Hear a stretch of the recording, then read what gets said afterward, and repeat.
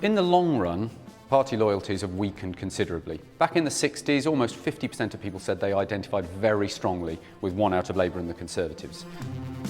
That number is now below 20%. Well, there are two competing reasons for the decline in party loyalties. One is that society has changed. This is particularly a kind of Labour-specific explanation. It's heartlands were areas heavily industrialised, heavily unionised, people living together often in council housing. If you were from that kind of thing, if you did that kind of work, you voted for the Labour Party. That has changed as those kind of communities have broken up and Britain has generally become a bit more mobile and a bit more diverse, and those industries have withered away.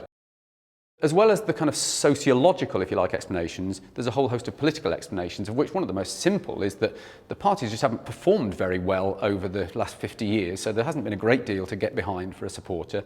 And then there's this point about how far the parties are apart ideologically.